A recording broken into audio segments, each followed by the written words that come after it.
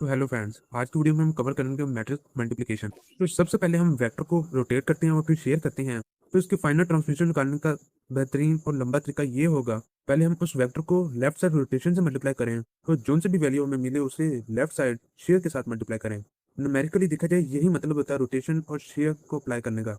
हमें जो भी मिले उसका रिजल्ट वैसा ही होना चाहिए, तो उसका रिजल्ट वही होना चाहिए जो उस नए वेक्टर पे कंपोजिशन लगाने पर होता।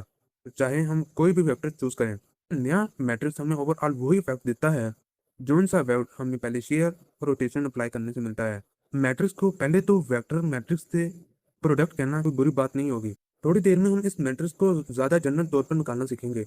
हमेशा हमेशा याद रखने वाली बात यह है कि दो मैट्रिक्स को मल्टीप्लिकेशन करने का तरीका ये है, पहले एक ट्रांसमिशन लगाना फिर दूसरी ट्रांसमिशन लगाना। इसमें हमारे लिए अजीब बात यह है कि इसे पढ़ने के लिए हमें लेफ्ट टू राइट पढ़ना पड़ता है। पहले हम राइट साइड वाली ट्रांसमिशन को फिल करते हैं और फिर बाद में लेफ्ट साइड वाली को ट्रांसमिशन करते हैं।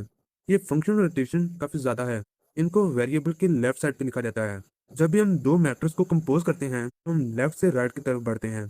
ये उर्दू मीडियम वालों के लिए काफी अच्छी खबर है, बाकियों के लिए नहीं। हम देखते हैं न्यू एग्जाम्पल को, जिसमें हमारे पास दो कॉलम है, 1,1 और दूसरा कॉलम हमारे पास है -2,0। इसका ट्रांसमिशन इस तरह दिखाया जाएगा, जिसे हम M1 कहेंगे।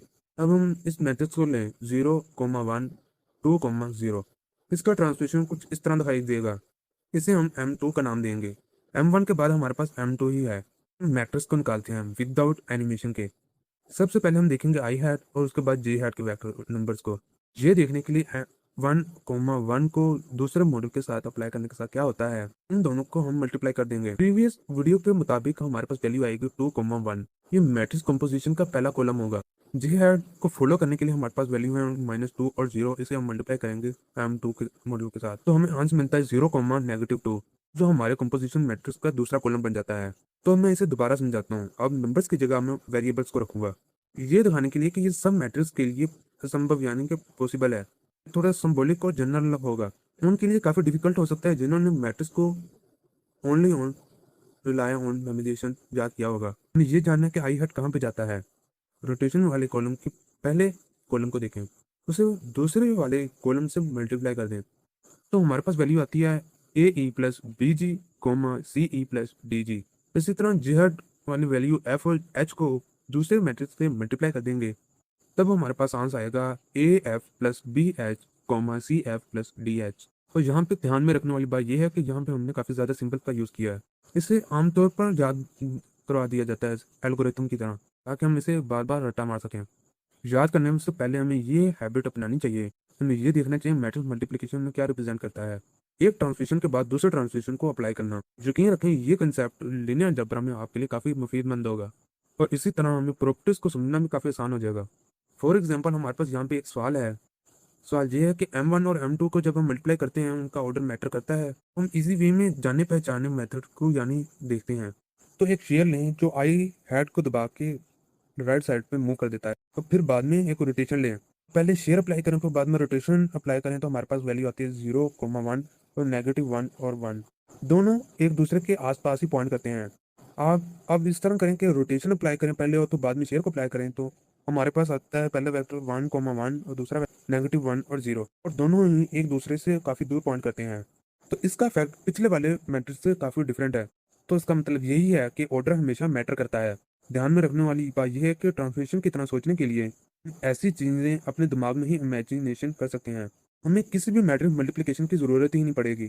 मुझे याद है जब मैंने first time linear algebra learn किया था, तो ये एक होमवर्क की तरह था। ये साबित करना था मैट्रिक्स मल्टीप्लिकेशन एसोसिएटेड है। इसका मतलब ये है कि हमारे पास तीन वेक्टर हैं A, B और C। इन्हें हम जब मल्टीप्लाई करते हैं तो इस पर यह फर्क नहीं पड़ना चाहिए कि आप सबसे पहले AB निकालते हैं या AC। दूसरे अल्फाज में देखा जाए तो इसमें मैट्रिक्स इंपॉर्टेंस होते ही नहीं है, यानी कि ब्रैकेट यानी मैटर ही नहीं करती। और अगर हम इसे न्यूमेरिकली परफॉर्म करने की कोशिश करेंगे तो जैसे कि मैंने पिछली वीडियो में किया था, ये काफ़ी डिफिकल्ट हो सकता है। और अभी जैसे कि आप स्क्रीन पे देख रहे हैं, ये काफ़ी डिफिकल्ट हो सकता है। अगर हम मैट्रिक्स को एक मल्टीप्लिकेशन के बाद दूसरे मैट्रिक्स को मल्टीप्लिकेशन की तरह सोचते हैं, तो ट्रांसमिशन एट्रीब्यूट बन जाती है। कि आप ये दे सकते हैं ये क्यों है। ये हमें कह रहा है पहले आप A को अप्लाई करें B के साथ और A को अप्लाई करें C के साथ। पहले हम C फिर B फिर A को अप्लाई करें, हमारे पास वही रिजल्ट होगा जो सा फैक्ट C B और A को अप्लाई करने पर होगा। जहाँ पे हमने कुछ प्रूव नहीं करना, हम हर चीज को एक के बाद एक को अप्लाई कर रहे हैं, वो भी एक सेम ऑर्डर में। ये हमें एक चीटिंग के तौर पे लग सकता है, ये लेकिन सच है।